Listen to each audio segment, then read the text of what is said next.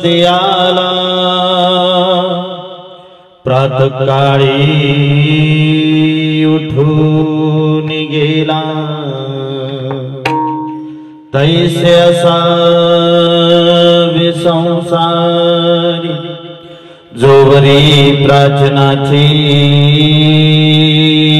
दोरी शरण एका जनार्दन ऐसे असता भयकवन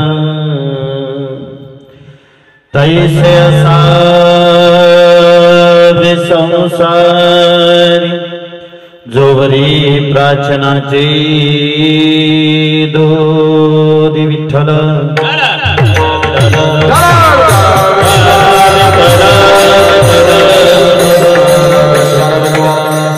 वक्रतुंड महाकाय सूर्यकोटि समप्रभ निर्विघ्नं कुरु मे देव सर्वकार्येषु सर्वदा महायोगपीठे तद्भीमरथ्यं वरं पुण्डरीकाय दातुं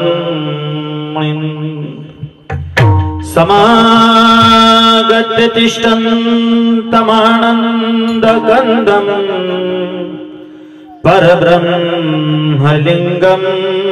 भजे पाण्डुरङ्गं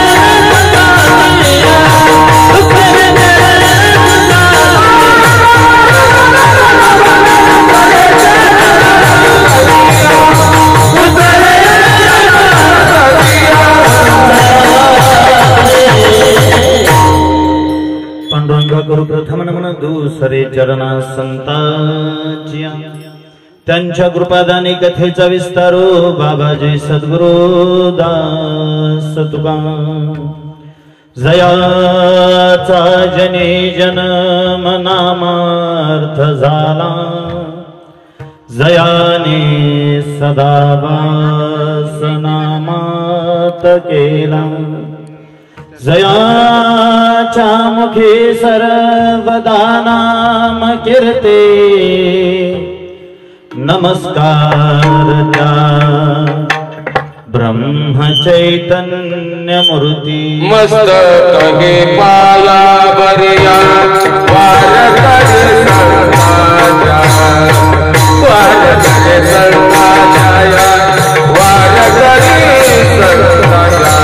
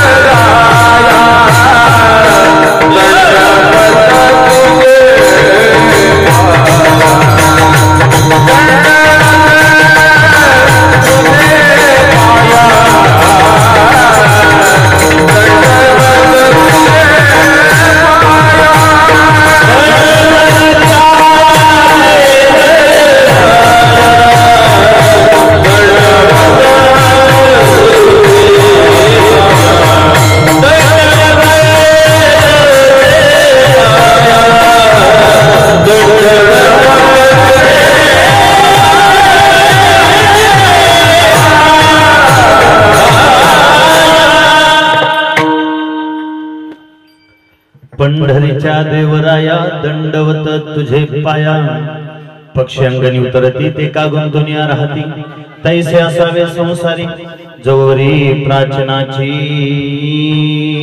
दोरी। प्रस्तुत प्राप्त प्रसंगी कीर्तनरूपी सेवेसाठी निवडलेला अभंग, गायलेला अभंग, उच्चारलेला अभंग अखंड महाराष्ट्राचा विचार करता, अखंड विश्वाचा विचार करता, या विश्वातील एक अधिकार संपन्न संत, मी बऱ्याचदा सांगतो संत म्हटलं की त्याच्यापुढे विशेषत्वानं अधिकार संपन्न हा शब्द जोडावाच लागत नाही।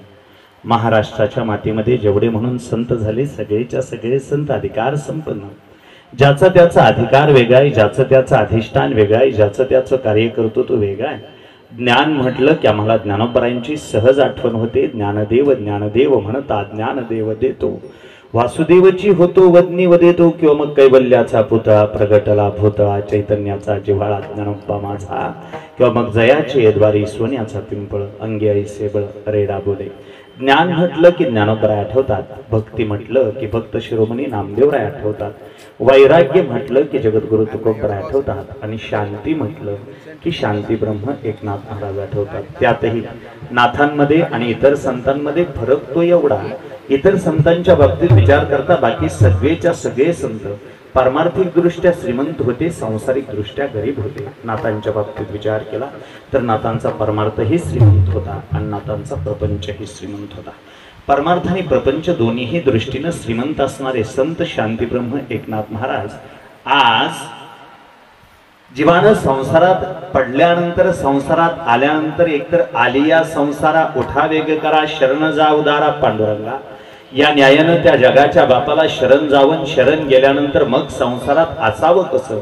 एकतर संसारात जर आलाय तर संसारा आलिया एक सुख आहे, आठवावे पाय विठोबाचे, या न्यायानं त्या पंढरीश पांडुरंग परमात्म्याला शरण जावं, त्याच्या पावलाजवळ राहण्याचा प्रयत्न करावा, राहत असताना कसं राहावं हे सांगण्यासाठी नाथांनी दोन दृष्टांत दिले।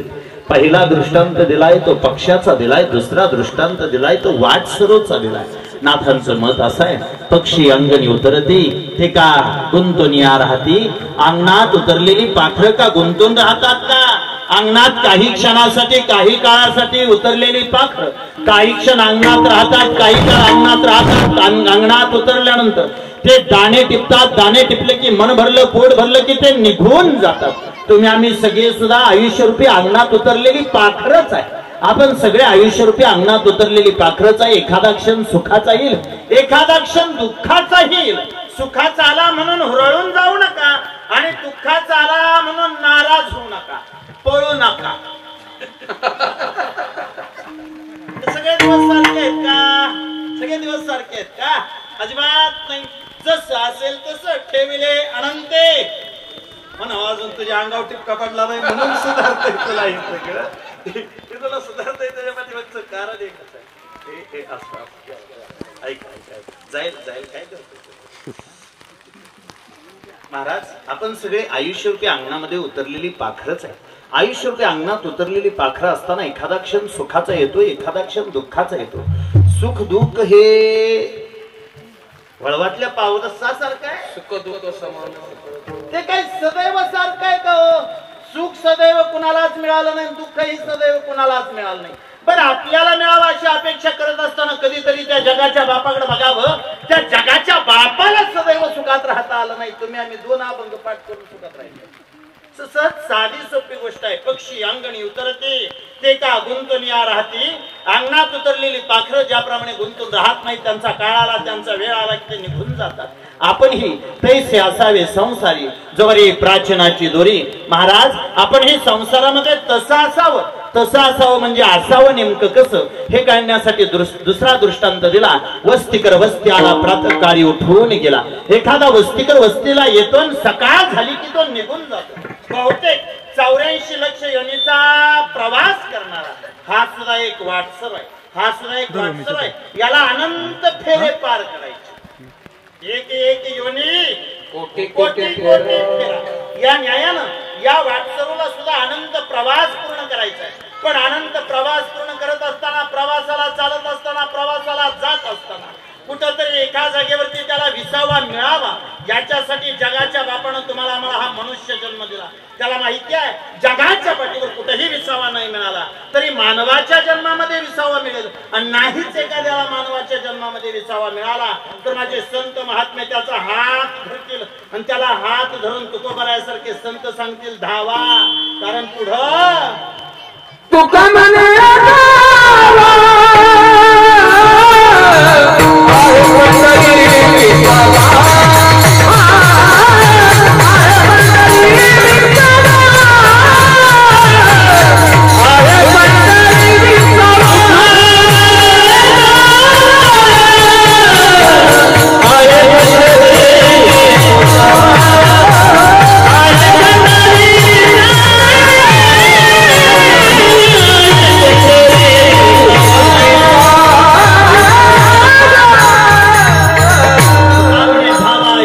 विसावा या न्यायानं त्या जगाच्या बापाकडे विसावा हे आम्हाला कळावं म्हणूनच तुम्हाला मला जन्म दिला.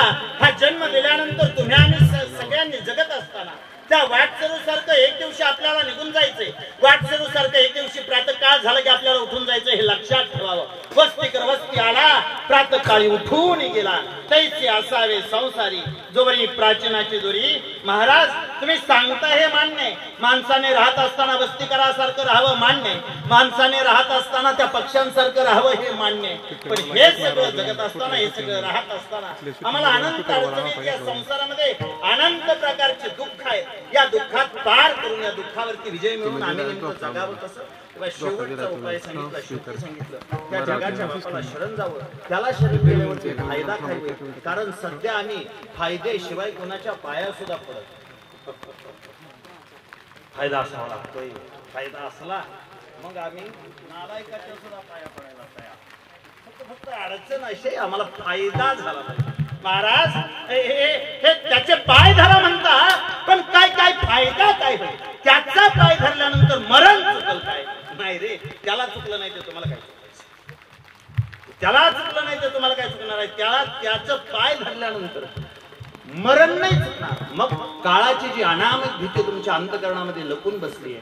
तुका म्हणे काळ आता करू न शके बळ या न्यायानं काळ कितीही अनामिक भीती तुमच्या मनात असली तरी त्याच्या जवळ जाऊन बसलं की ती अंतकरणात असणारी मृत्यूबद्दलची भीती निघून जाईल. म्हणून शरण एका जनार्दन ऐसे असता भय कवण तैसे असावे संसारी जवरी प्राचीनाची दोरी. काहीसा या अर्थाचा काहीसा या अर्थाचा याचा अर्थ हे म्हणण्यापाठीमागचं हे कारण असं या अभंगाचा अर्थ असाच आहे असं माझं अजिबात मत नाही. असा माझा अजिबात दावा नाही. असं माझं अजिबात स्पष्टीकरण नाही. त्याच्या पाठीमागचं कारण संतांना नेमकं काय म्हणायचं होतं हे आमच्यासारख्या कीर्तनकारांना स्वतःच्या शब्दात कधीच वेचता येणार. त्यांना नेमकं काय म्हणायचं होतं आपण कसं बोलायचं. आपण बोलत असताना त्या अभंगाबद्दल आपल्याला जे वाटलं तो आपला अंदाज आहे. प्रत्येकाने आपापल्या परीने आपापल्या ज्ञानानं अभंगाचा अर्थ लावावा. प्रत्येकानं अभंगाचा अर्थ लावत असताना प्रत्येकाला आलेला अनुभव वेगळा आहे. एखाद्या अभंगाला एखाद्या कीर्तनकाराने स्पर्श केल्यानंतर तो अभंग त्या कीर्तनकारावरती काय कृपा करतो याच्यावरती त्या अभंगाबद्दलचं ज्ञान कीर्तनकाराच्या मुखातून बाहेर येत असतं. नाहीतर बाबा आणखी माझं स्पष्ट मत असं आहे. समजा 5 आंधळी माणसं आहेत. 5 आंधळ्या माणसांच्या समोर एक हत्ती उभा केला. त्या 5 जणांना त्या हत्तीचं निरीक्षण करायला लावलं. त्या हत्तीचं निरीक्षण करायला लावल्यानंतर प्रत्येकाने हत्तीला स्पर्श केला. एकाने हत्तीच्या पायाला स्पर्श केला, एकाने हत्तीच्या शेपटीला स्पर्श केला, एकाने हत्तीच्या कानाला स्पर्श केला, एकाने हत्तीच्या पोटाला स्पर्श केला, एकाने हत्तीच्या सोंडीला स्पर्श केला. आता 5 जणांनी 5 ठिकाणी स्पर्श केल्यानंतर त्या 5 जणांच्या समोरून हत्ती बाजूला घेण्यात आला आणि त्यानंतर त्या 5 जणांना हत्तीबद्दलचं स्वतःचं मत मांडायला लावलं. ज्यानं पायाला स्पर्श केला तो म्हणला हत्ती खांबासारखा, ज्यानं शेपटीला स्पर्श केला तो म्हणला हत्ती झाडूसारखा, ज्यानं कानाला स्पर्श केला तो म्हणला हत्ती सुपासारखा, ज्यानं पोटाला स्पर्श केला तो म्हणला हत्ती भिंतीसारखा आहे, ज्याने सोंडेला स्पर्श केला तो म्हणला हत्ती नळीसारखा आहे. या 5 जणांपैकी चुकीचा कोणता.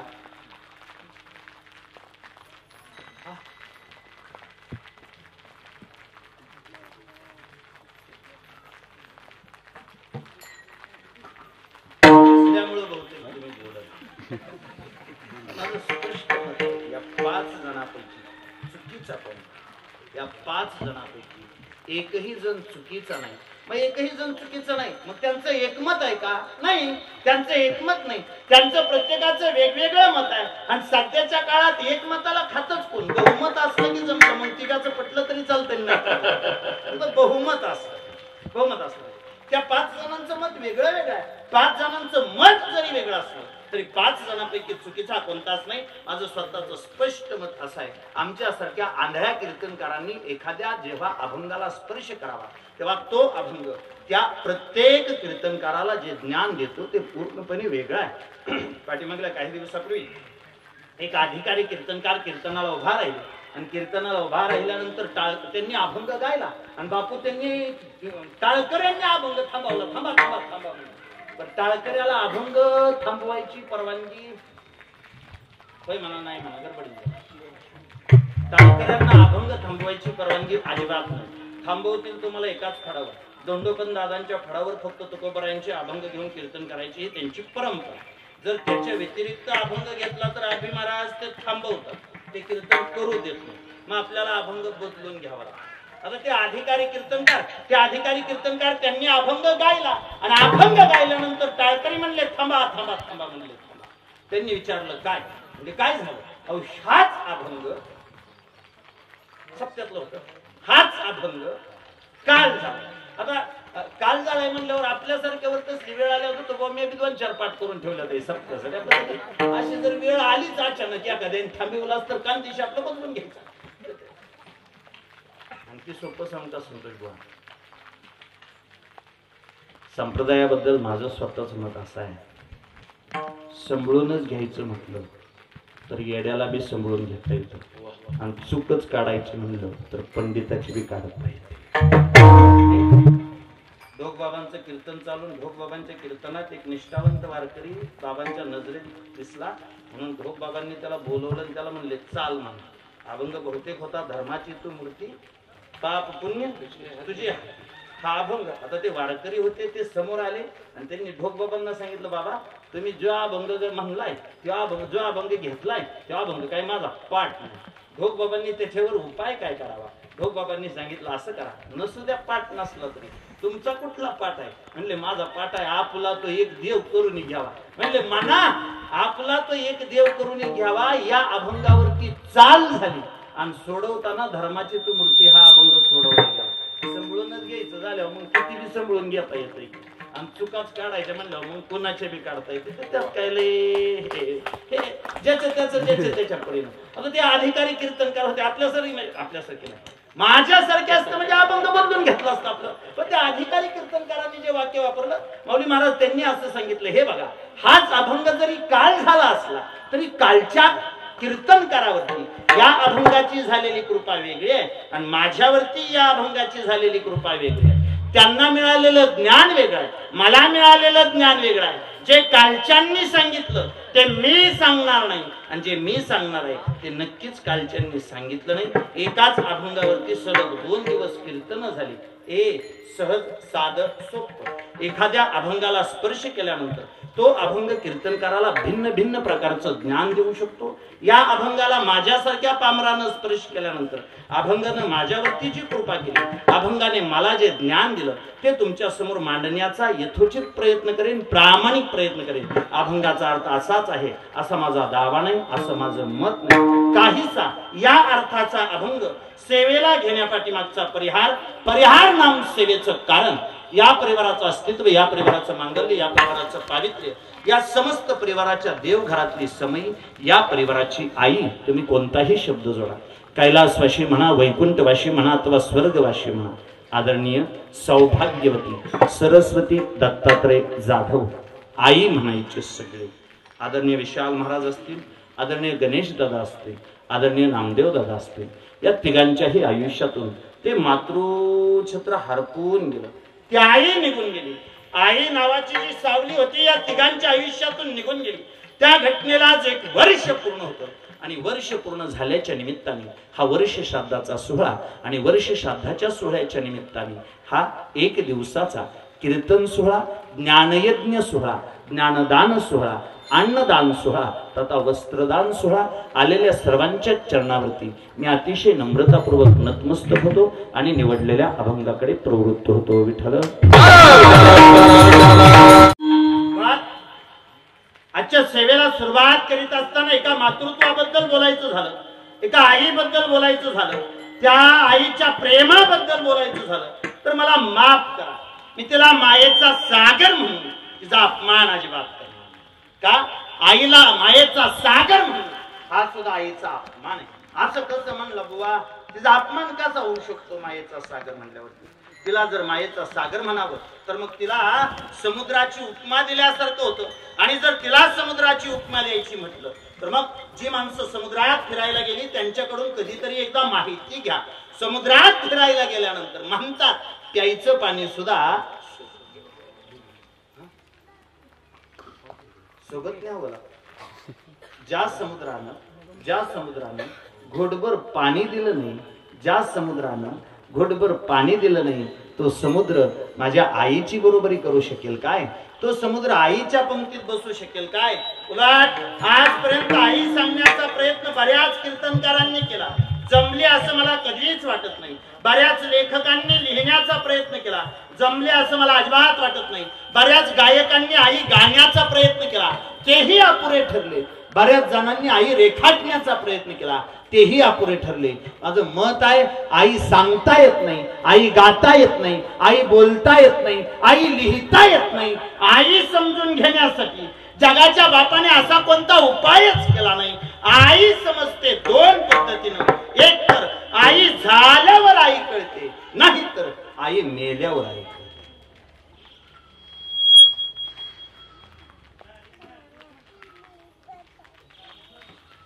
आई झाल्यानंतर आईची किंमत कळते, नाहीतर आई गेल्यानंतर आईची किंमत कळते. आहे तोपर्यंत आपल्याला ती कळत नाही आणि एकदा गेली की आतोनात प्रयत्न करून ती कधीच कधीच कधीच मिळत नाही. प्रश्न पडतो आई सांगायची झाली, आई रेखाटायची झाली तर रेखाटू कुठपासून. मुळापासून, अगदी सुरुवातीपासून. पहिले कोठेच नव्हते काही, चंद्र सूर्य तारा नाही, अवघे शून्यची होते पाही, कान्होबा तेरे तेरे ते.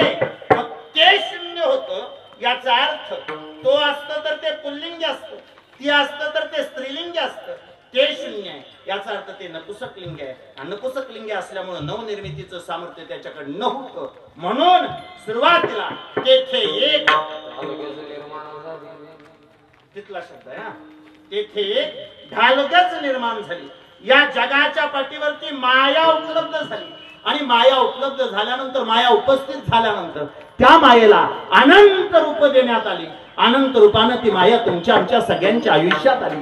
ती मायाच आहे जी सरस्वती झाली, जी लक्ष्मी झाली, ती मायाच आहे. ती मायाच आहे जी अंबिका झाली, चंदिका झाली, जी रेणुका झाली, ती मायाच आहे. त्या कोल्हापूरला गेली तेव्हा महालक्ष्मी झाली, तुळजापूरला गेली तेव्हा भवानी झाली, वणीला गेली तेव्हा ती सप्तशृंगी झाली, माहूरगडला गेली तेव्हा ती रेणुका झाली. तीच माया अनंत रूपानं तुमच्या आमच्या आयुष्यात आली. भोसल्यांच्या घरात आली तेव्हा ती जिजाऊ झाली, होळकरांच्या घरात आली तेव्हा ती अहिल्या झाली, आंबेडकरांच्या घरात आली तेव्हा ती रमाई झाली, फुल्यांच्या घरात आली तेव्हा ती सावित्री झाली, सपकाळांच्या घरात आली तेव्हा ती सिंधुताई झाली, पाटलांच्या घरात आली तेव्हा ती प्रतिभाताई झाली आणि मुर्मूंच्या घरात आली तेव्हा देशाचे राष्ट्रपती द्रौपदीताई मुर्मू झाली. अनंत रूपानं तुमच्या आमच्या आयुष्यात आली. तिला वेगवेगळ्या क्षेत्रामध्ये तिने स्वतःचं नाव केलं, तिने सुंदर गाणं गायलं म्हणून त्याच मायेला कुणीतरी लता दीदी म्हणलं. तिने सुंदर खेळ खेळला, तिला कुणीतरी पी.व्ही. सिंधू म्हटलं, तिला कुणीतरी सानिया मिर्झा म्हटलं. तिने चित्रपटामध्ये सुंदर काम केलं, तिला कुणीतरी हेमा मालिनी म्हटलं. तीच माया पुढाली, पोलीस झाली म्हणून तिला कुणीतरी किरण बेदी नाव दिलं, डॉक्टर झाली म्हणून तिला कुणीतरी आनंदीबाई जोशी नाव दिलं. तीच माया वेगवेगळ्या रूपानं पुढे यायला लागली, वेगवेगळ्या रूपानं पुढालेली ती माया तुमच्या आमच्या सगळ्यांच्या आयुष्यात आली. आपल्या आयुष्यात येत असताना वेगवेगळ्या नात्यानं आली. ती आपली पणजी झाली, ती आपली आजी झाली, ती आपली आई झाली. ती आपली मावशी झाली, ती आपली आत्या झाली, ती आपली सासू झाली, ती आपली चुलती झाली. त्या मायेच्या बाबतीत विचार केला तर तीच माया आपली बहीण झाली, मेहुणी झाली, ती माया आपली भाऊजाई झाली, ती माया आपली ननंद झाली. त्या मायेच्या बाबतीत विचार केला तर तीच माया मुलगी झाली, भाची झाली, सून झाली, ती धुवाडी झाली, ती पुतणी झाली. ती तिच्याच बाबतीत विचार केला तर ती नात झाली. पण झाला असं अंबिके चंडिकेपासून ते नातीपर्यंत महाराज तुम्ही स्त्रीची एवढी नाती सांगितली, एवढी नाती सांगितली, एवढी नाती सांगितली. पण आमचं मत असं आहे स्त्रीची एवढी नाती विस्कटत बसण्यापेक्षा एकदा स्त्रीची सगळी नाती एकत्र केली, एका चाळणीत घेतली आणि चाळायला सुरुवात केली. तेव्हा स्त्रीच्या सगळ्या नात्यांमधून 3 नाती शिल्लक राहिली. त्यातलं पहिलं नातं ती ती ती ताई आहे, दुसरं ती बाई आहे आणि तिसरं ती आई आहे. एवढी 3 स्त्रीत्वाची सर्वोच्च नाती निघाली. आज मला ताई या शब्दाबद्दल बोलायचंच नाही, आज मला ताई या शब्दाबद्दल रेखाटायचंच नाही, आज मला बहिणीचं प्रेम तुमच्या समोर मांडायचंच नाही. ते अनंत रूपानं अनंत पद्धतीनं ज्यानं त्यानं ज्याच्या त्याच्या पद्धतीनं बघून घ्या. ताई नाही मांडायची, मग बाई मांडावी. बाई हा शब्द पत्नी या अर्थाने घ्या, बाई हा शब्द पत्नी या अर्थाने घ्या. अनंत वेळा तुम्ही सगळे माझ्या समोर बसलेले कीर्तनकार आहात, अनंत वेळा कीर्तनामध्ये पत्नी हा विषय येतो. पण माझं स्पष्ट मत आहे, मी तुम्हाला थेट विचारतो, पत्नी हा विषय कीर्तनात आला की आपण त्याच्यावरती विनोद करतो का भावनिक होतो? मी जिथपर्यंत पत्नी हा विषय कीर्तनात ऐकला त्या प्रत्येक वेळी तिच्यावरती विनोद, प्रत्येक वेळी तिला नावच ठेवावी, प्रत्येक वेळी तिच्यावरती टीकाच करावी, प्रत्येक वेळी तिथं विनोदच साधावा असं काही नाही. उलट आज एका मातृत्वाच्या निमित्ताने बोलतोय, आज एका आईच्या निमित्ताने बोलतोय. माझं स्वतःच स्पष्ट मत आहे, कधीतरी एकदा ती पत्नी सुद्धा समजून घेणं गरजेचं आहे. पाठीमागल्या काही दिवसापूर्वी मी एक जुगलबंदीचं कीर्तन ऐकलं. अर्थात ते असावं नसावं एवढ्या खोल विषयाला स्पर्श करावा एवढी माझी उंची नाही, एवढा माझा अधिकार नाही. पण जे चांगलं ते ऐकावं ह्या भावनेनं चालणारा मी माणूस आहे. चांगलं ते ऐकावं, चांगलं ते स्वीकारावं, वाईट ते सहज सोडून द्यावं, या सरळ सरळ सरळ पावलांनी चालणारा माणूस. त्यामुळं त्या कीर्तनकारांनी जे विषय निवडले होते ते मला प्रचंड भावले. बुवा त्यातल्या एका कीर्तनकाराचं मत होतं, म्हणजे ते 2 विषय घेतात बघा मांडतात. एक जण म्हणायचं देव मोठा, एक जण म्हणायचं संत, एकाने म्हणायचं पोरगा चांगला, एक जण म्हणायचं पोरगी चांगली. आता त्यांना मी विषय द्यायची गरज नाही, ते त्यांच्या पद्धतीने तयार आहे. त्यातल्या एक जणाने विषय घेतला, तो म्हणला आई श्रेष्ठ, एक जण म्हणला बायको श्रेष्ठ. आई श्रेष्ठ म्हणणाराने, आई श्रेष्ठ म्हणणाराने एवढा गोड विषय मांडला, एवढा गोड विषय मांडला, एवढा गोड विषय मांडला. तर बुवा त्याने गोड विषय मांडला, त्याला कारण हे असं आहे, आईबद्दल भांडवल बी तेवढं उपलब्ध आहे नाही. ज्या वेदांनी सुद्धा आईला पहिलं स्थान दिलं, मातृदेव भव. तुकोबरायांनी सुद्धा अभंग लिहायला घेतल्यावर तिलाच पहिलं स्थान दिलं. आपली आईला दोषे जागता धन्य. आई ह्या विषयावरती अनंत भांडवल त्याला उपलब्ध झालं आणि आई या विषयावरती भांडवल उपलब्ध करून त्याने एवढं गोड चिंतन मांडलं, एवढं गोड चिंतन मांडलं, एवढं गोड चिंतन मांडलं. ते चिंतन एवढं गोड होतं, बसलेल्या सगळ्यांच्या डोळ्यात आई या विषयावरून त्याने पाणी काढलं.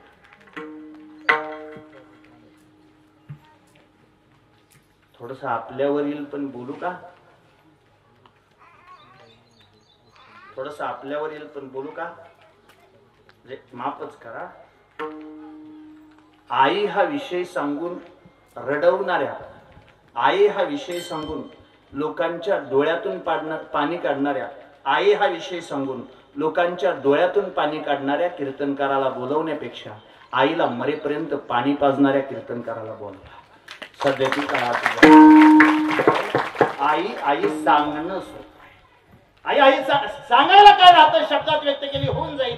पण सध्या तिची जी अवहेलना झाली ती कुठंतरी थांबली पाहिजे.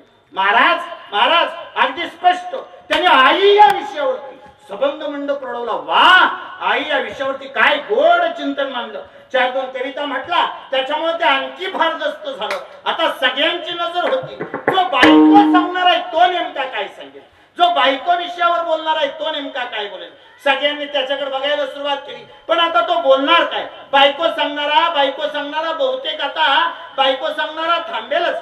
बायको सांगणारा आता बोलणारच नाही, त्या बोलायला विषयच काय शिल्लक राहिला तेव्हा. बायको सांगणारा सांगणार नाही अशी सगळ्यांची अपेक्षा झाली, सगळ्यांचं मत झालं.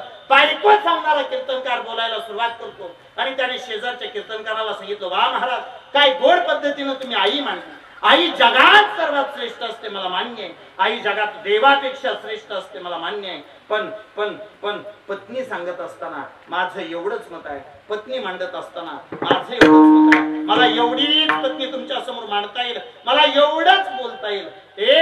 तिने तुम्हाला दुनिया दाखवली म्हणून आई श्रेष्ठ आहे, पण आई होण्याआधी कुणाची का होईना पण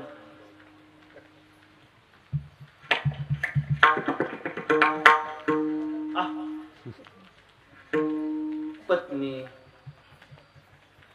हवं लागतं. एकीनं दुनिया दाखवली म्हणून आई श्रेष्ठ आहे आणि एक आपल्यासाठी तिच्या दुनिया सोडून आपल्या आयुष्यात आली म्हणून पत्नी श्रेष्ठ आहे. तसं आज मला ताई हा विषय बी नाही मांडायचा, आज मला बाई हा विषय नाही मांडायचा आहे. एक आईचं पुण्यस्मरण म्हणून आई या विषयाला जर स्पर्श करायचा म्हटला तर मी मगापासून हेच सांगतोय की आजपर्यंत रेखाटता आली नाही, की आजपर्यंत शब्दात व्यक्त करता आली नाही. त्याचं कारण हे तसं आहे. कशी रेखाटायची, कोणत्या बाजूने रेखाटायची, कशा तिच्या काळजाचा ठाव घ्यायचा, कसा तिच्याबद्दल अंदाज बांधायचा, कसं तिच्याबद्दल बोलायचं, तिचा आजपर्यंत अंदाजच घेता आला नाही. आम्ही असंख्य दिवस झाला प्रयत्न करतो, पण आईबद्दल बोलता येईल, रास्त बोलता येईल एवढी आमची ताकद आजपर्यंत झाली नाही. त्याच्या पाठीमागचं कारण हे तसंच आहे बापू. कशी ओळखायची आई, तिच्या काळजात लेकराबद्दल कसं किती प्रेम असतं हे कसं ओळखून जायचं. चला तुम्ही सगळ्या समोर बसलाय तर थोडस तुम्ही माझ्या बरोबर बोला, मला तुमच्या बरोबर बोलायचंय आणि तुम्ही काही प्रश्नाची उत्तर द्यावीत असं माझं मत आहे. एका बिचारीला 2 मुलं आहेत. 2 मुलं असताना एक पोरगा साहेब आहे. साहेब म्हणजे एवढ्या चांगल्या पद्धतीनं तो शिकलाय, लहानपणापासून त्या बिचारीनं त्याला तळहाताच्या फोडाप्रमाणे वाढवलंय.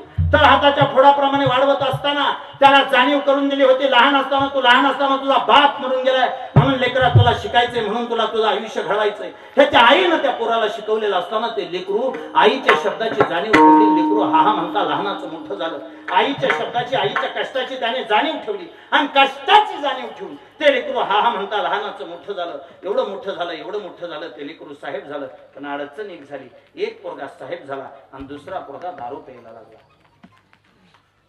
असं बी होतं की शेतकरी पाणी देत असताना ऊसाला बी तीच पाणी देतो, कारल्याला बी तीच पाणी देतो, तरी बी ऊस होताना गोड होतो आणि कारलं होताना शेतकऱ्याचा दोष का जे त्याच्या आमचं. आईबाप घडवताना सगळ्यांना समानच घडवत असतात, वाढवत असताना सगळ्यांना समानच वाढवत असतात, संस्कार करत असताना सगळ्यांना समानच संस्कार करत असतात. पण ज्याच्या त्याचा आपला दोष किंवा मग तुम्ही त्याला दुसरा एक शब्द जोडू शकता.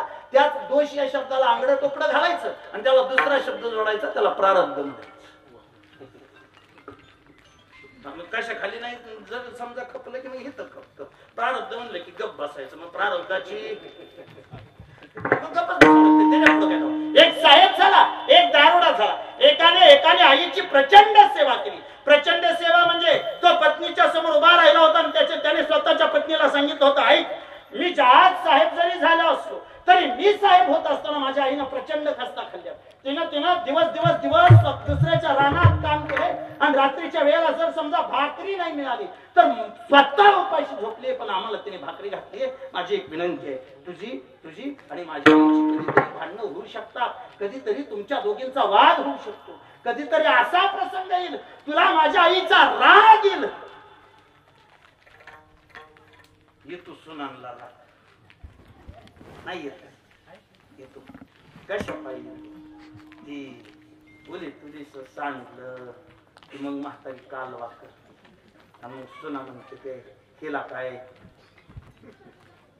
आणायचंय काय माझा नवरा आणतोय उग म्हातारी कालवा करते. अडचणी काय ती नांदायला येताना 5 भांडी घेऊन आली.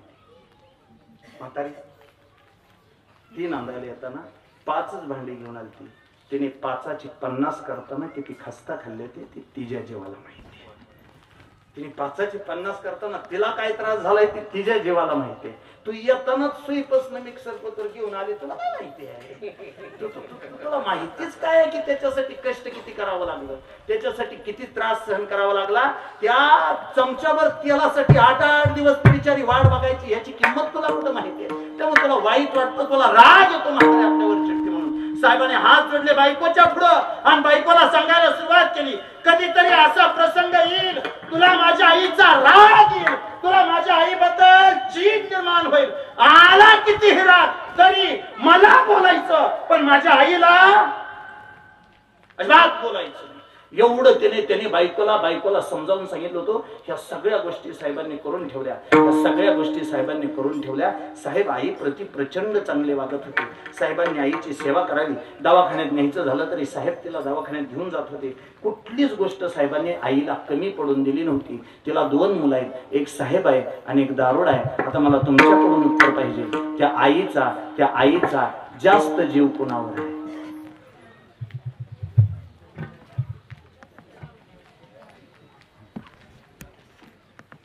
साहेबांनी एवढं कष्ट खाल्ले ते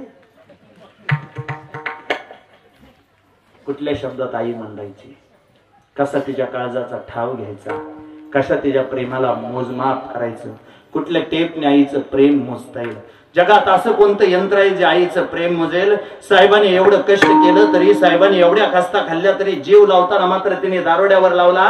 ज्या क्षणाला ती मरत होती, मरणासन्न यातना सहन करत होती, तेव्हा मरणासन्न यातना सहन करत असताना साहेबांनी तिला ऍडमिट केले. ऍडमिट केल्यानंतर शेवटचा श्वास मोजते आणि डॉक्टरांच्या समोर साहेब उभा आहे. डॉक्टरांना सांगितलं होतं काय लागेल ते उपचार करा, लागेल एवढा पैसा खर्च करा, पण माझी आई जगली पाहिजे. त्या चेहऱ्यावरती, त्या तोंडावरती व्हेंटिलेटर होतं. व्हेंटिलेटरवर असताना साहेबांनी ती बिचारी दोघंच आत असताना तिने खुनाने ते व्हेंटिलेटर बाजूला करायला लावलं. व्हेंटिलेटर बाजूला केलं आणि मरताना तिने साहेबांकडून, मरताना अगदी शेवटच्या क्षणाला तिने साहेबांकडून 500 रुपये मागितले. साहेबाला 500 रुपये मागितल्या क्षणाला साहेबांनी 500 रुपयाची नोट काढली, आईच्या हातावर दिली. कशाला म्हणून विचारलं सुद्धा नाही. 500 रुपयाची नोट आईच्या हातावर दिली आणि ज्या क्षणाला 500 रुपयाची नोट हातावर दिली त्या क्षणाला साहेब विचार करतात, मरते, मरणासन्न यातना सहन करते, मरणाच्या दारात उभे, काय करल बरं 500 रुपयाचं? 500 रुपये हातावर ठेवले आणि साहेब निघून गेले. साहेब बाहेर गेले आणि त्यो आत आला. कोण? शेवटचा क्षण आहे. ते तिच्या चेहऱ्यावरती त्या दारोड्याकडे बघितल्या अनंत यातना उभा राहिल्या. हातात दाबून धरलेली, चुरगळून धरलेली ती 500 रुपयाची नोट तिने त्या दारोड्याच्या हातावर दाबली आणि मरता लेकराला बोलून गेली, बाबू दारू पिऊ नको, दारू पिऊ नको, 500 रुपये येत, त्यातला थोडाफार घरी जाताना बाजार घेऊन जा, राहिले 4-2 रुपये शिल्लक तर तुझ्या लेकरांना खायला नेत जा. तुझ्या लेकरांना खायला घेऊन जा. 500 रुपये लेकरांच्या हातावरती ठेवले, 500 रुपये दारोड्याच्या हातावरती ठेवले. साहेब हे सगळं काचेतनं बघत होता आणि काचेतनं बघता साहेबाच्या मनात विचार आला, आई सांग ना मी कुठं कमी पडलो? आयुष्यभर सेवा करताना मी केली, 500 रुपये मात्र जाताना तू त्याच्याच हातावरती ठेवून गेली. आई अशी शब्दात मांडता येईल, आई अशी बोलता येईल. आपल्यासारख्या शब्द दरिद्राला ती आजपर्यंत कळालीच नाही, ती आजपर्यंत रेखाटता आली नाही. हा तुकोबराईने रेखाटली. आईचं प्रेम नेमकं असतं कसं हे तुम्हाला आम्हाला कळावं म्हणून तुकोबरायासारख्या महान संतांनी एक अभंग रचना लिहून ठेवली.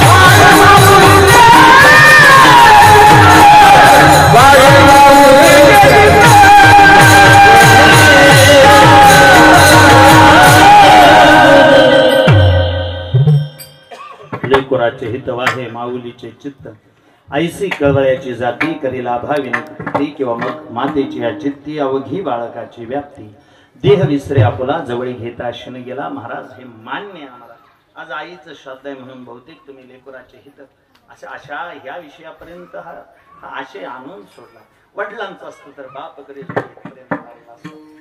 हे मान्य आहे आम्हाला हे कळतंय आम्हाला फक्त एक आहे अगदी आज आई गेल्यानंतर तुम्ही आईचं महत्व समजावून सांगताय त्या गणेश दादाच्या बाबतीत विचार करता विशाल महाराजांच्या बाबतीत विचार करता नामदेव दादाच्या बाबतीत विचार करता त्या लेकरांच्या आयुष्यातून आई निघून गेली मग तुम्ही आईचं महत्व सांगायला सुरुवात केली काय नाही म्हणजे त्याच्या पाठीमागचं कारणही तसंच आहे जगाच्या बापानं ही सृष्टी निर्माण केल्यानंतर या सृष्टीला नावच देताना मृत्यूलोक हे नाव दिलं नावच याला मृत्यूलोक दिलं तर जन्माला आलेला कुणी असू द्या राजा असू द्या रंक असू द्या फकीर असू द्या पीर असू द्या पैगंबर असू द्या कुणीही असू द्या त्याला जावं लागणार आहे हे निश्चित अगदी मुळापासूनच सांगायचं झालं बाबा तर मुळात निर्मितीच करताना अशी केली होती ब्रह्मदेवाने 83,99,999 प्राणी तयार केले आणि तेवढे सगळे प्राणी तयार केल्यानंतर ब्रह्मदेवाने या सृष्टीकडे बघितलं आणि सृष्टीकडे बघितल्यानंतर ब्रह्मदेव विचार करतात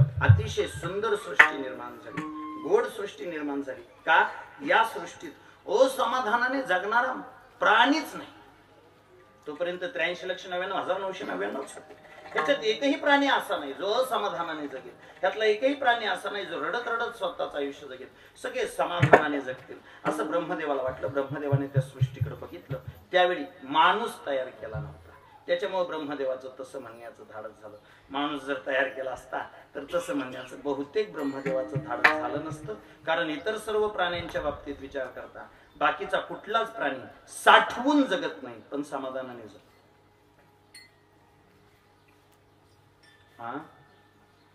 साठवून कुणीच जगत नाही पण समाधानाने जगतात पाठीमागल्या काही दिवसापूर्वी म्हणतात हायवेला एक घटना घडली त्या भरधाव वेगाने चाललेल्या ट्रक मधून एक तांदळाचं पोतं खाली पडलं तांदळाचं पोतं खाली पडल्याबरोबर एक मुंगी आली मुंगीनं त्यातला एक तांदळाचा दाणा घेतला बिचारी निघून गेली चिवताई आल्यानंतर तिने 4-2 तांदळाचे दाणे टिपले एक दाणा तोंडात घेतला बिचारी निघून गेली तेवढ्यात तिथे एक गाय आली त्या गायीनं 4-2 घास खाल्ले आणि बिचारी गाय निघून गेली तेवढ्यात तिथे एक माणूस आला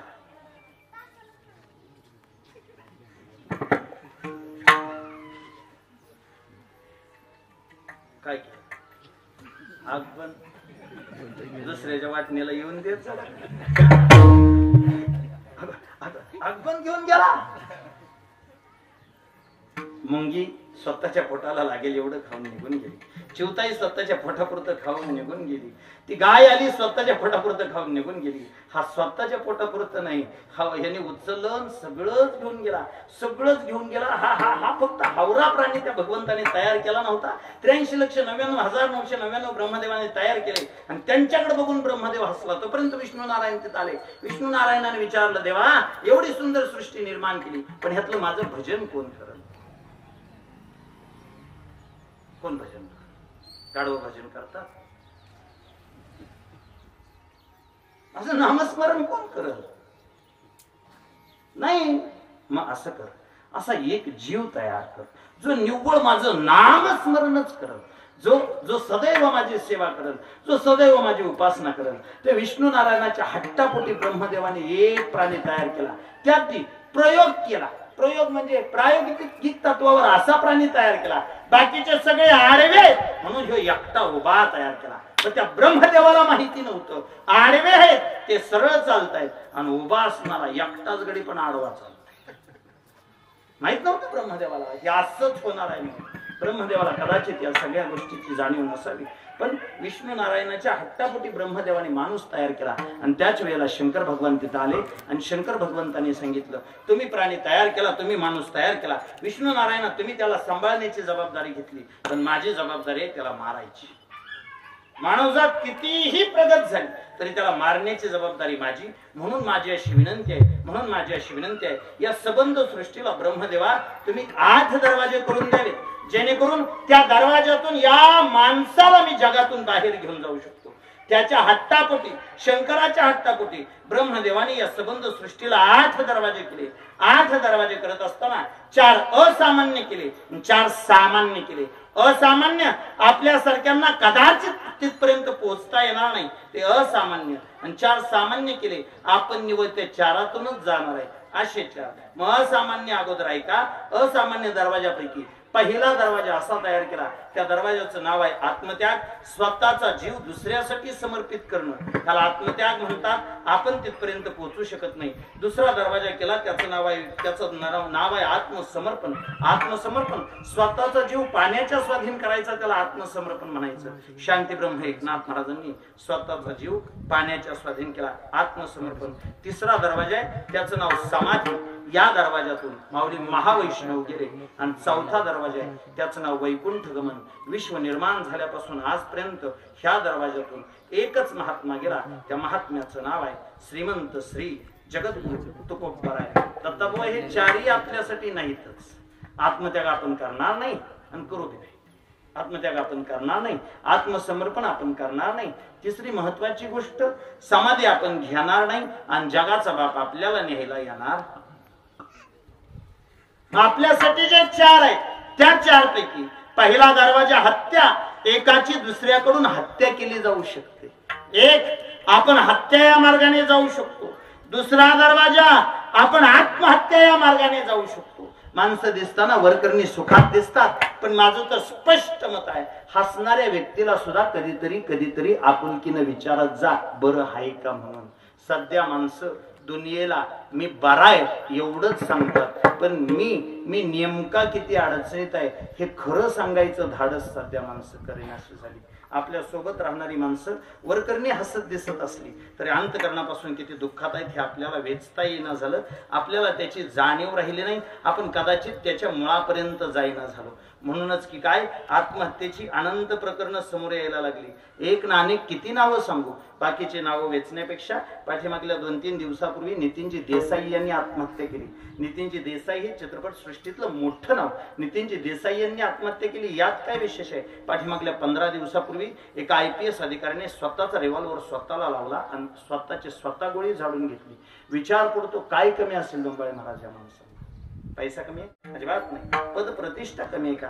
अजिबात नाही. मग हे सगळं असताना सुद्धा ही माणसं आत्महत्येच्या मार्गाने का जातात? हे सगळं असताना सुद्धा त्यांच्याजवळ एकच गोष्ट कमी आहे, तिचं नाव आहे समाधान. आणि ते मिळतं कुठं? बाजारात गेला आणि दुकानदाराला 100 रुपयाची नोट देऊन म्हणला 100 रुपयाचं समाधान द्या, मिळेल काय?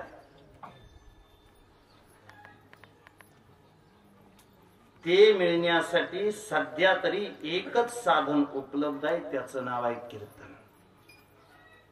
ते मिळवून देणारा एकच संप्रदाय तटस्थपणे पहिल्यापासून काम करतोय.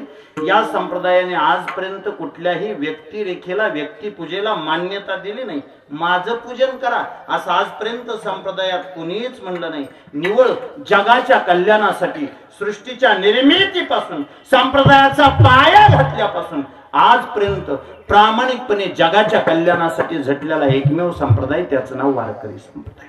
त्याचं नाव वारकरी संप्रदाय. थेट ऐका गड्या, आत्महत्या नावाचा दुसरा दरवाजा सहज माणसं निवडायला लागली, सहज माणसं या मार्गाने जायला लागली.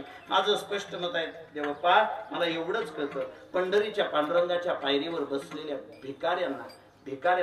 भिकाऱ्यांना मी आत्महत्या करून मरणाऱ्यापेक्षा जास्त महत्व देतो. भगवंताने त्याला हात दिला नाही, भगवंताने त्याला पाय दिला नाही, भगवंताने त्याला हात दिला नाही, भगवंताने त्याला पाय दिला नाही, एखाद्याला भगवंताने डोळा दिला नाही, एखाद्याला भगवंताने एखादा अवयव दिला नाही. पण तेवढं सगळं दुःख अंतकरणामध्ये डालून सुद्धा ती माणसं त्या पायऱ्यावरती तुमच्या समोर हात पसरून उभा आहेत. देवाने केलेल्या अन्यायावरती तुमच्याकडून ते मदत मागतायत. माणूस हातापायाने अपंग असावा, माणूस मनाने अपंग नसावा. मनाने अपंग झालेली माणसं आत्महत्येच्या मार्गाने जातात. दुसरा आपल्यासाठी तयार केलेला पहिला दरवाजा हत्या, दुसरा आत्महत्या, तिसरं कालमरण. कालमरण, स्वतःचं सबंध आयुष्य वेचायचं आणि स्वतःचं सबंध आयुष्य वेचल्यानंतर आनंदाने देह ठेवायचा. का झाकली या घटीचा देवा, नेणो काय झाला केदवा, या रीती जो पांडवा देह ठेवी. किंवा मग कापुराच्या वाती उजळल्या ज्योती, ठाईच समाप्ती झाली जैशी या न्यायानं देह ठेवला त्याला काल मरण होणार आणि आपल्यापैकी आपल्यासारख्यांसाठी केलेला चौथा आणि एकूण दरवाजापैकी 8वा दरवाजा आकस्मिक निधन आजारपणाचं जाणं या मार्गाने जर गेलं तर मग मात्र परिवाराला प्रचंड दुःख आहे, परिवाराला प्रचंड वेदना आहे, परिवाराला प्रचंड त्रास आहे. या 8 दरवाजापैकी या माईनं 8वा दरवाजा निवडला. ती अचानक गेली, आजारपणानं गेली, लेकरांना पोरकं करून गेली. पण बहुतेक ह्या दुःखी झालेल्या लेकरांना कुणीतरी सांत्वनाचे 2 शब्द सांगावेत. दुःखी झालेल्या लेकरांना कुणीतरी गोड सांत्वनपर बोलावं. बर, ही 3 लेकरं आदरणीय विशाल महाराज असतील, गणेश दादा असतील, नामदेव दादा असतील, सांत्वनासाठी जातील कुठं हो? कोण आहे म्हणून सांत्वनासाठी जातील? कुणीही नाही. आणि जगी ज्यास कोण नाही त्यास देव आहे. या न्यायानं ही लेकरं संप्रदायाच्या दिशेने वाटचाल करतात. आणि मग संप्रदायाच्या दिशेने वाटचाल करत असताना संत साहित्याचा अभ्यास करतात. संत साहित्य कधीतरी या लेकरांची समजूत काढतं आणि मग सांगता सांगता नाथांचा अभंग समोर येतो आणि नाथ या लेकरांची समजूत काढताना सांगतात, लेकरांनो दुःख मानून घेऊ नका. ही जगाची रीत आहे, ही जगाची पद्धत आहे. जो आला त्याला जावंच लागणार आहे. एखादं पाखरू दारात आलं, दाणे पिकले आणि निघून गेलं. बहुतेक माणसाचंही तसंच असेल.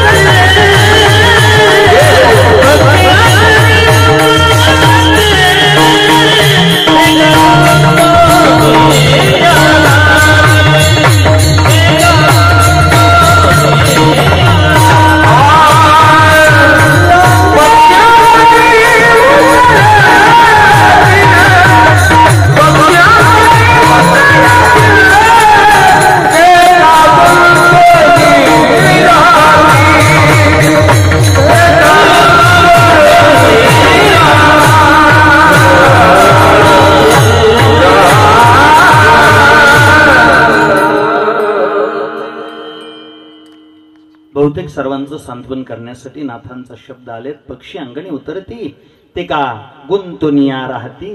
मुळातच हे सगळं सांगण्यापाठीमागचं कारण, हे सगळं रेखाटण्यापाठीमागचं कारण एवढंच. शांतीब्रह्म एकनाथ महाराज घरामध्ये पारायण करत बसले होते. कशाचं? ज्ञानेश्वरीचं. ज्ञानेश्वरीचं कंठाला मुळी लागलीये तेवढी काढा. याचा अर्थ ज्ञानेश्वरी थोडी का होईना पण काही कारणानं विशुद्ध झाली, तिला फक्त शुद्ध करून घ्या. म्हणून ज्ञानेश्वरी हातात घेतली. नाथांचा अधिकार एवढा होता. नाथांनी जो जो ग्रंथ हातात घ्यावा त्या त्या ग्रंथाच्या भगवंताला शेजारी येऊन बसावं लागत.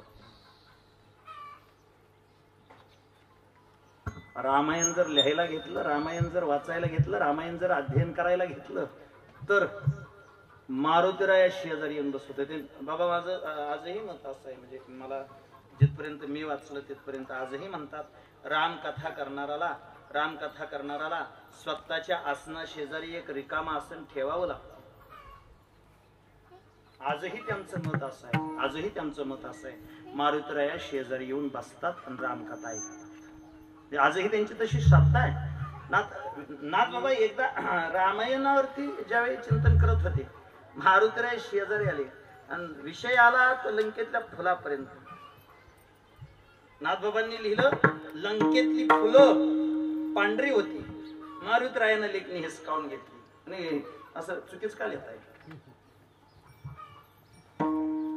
एखादा सिद्धांत कमी सांगितला तरी चालेल, पण आता सिद्धांत सांग असं खोटं का म्हणले आता? काय झालं? तिथं लिहा काय देऊ लिहा, लंकेतली फुलं.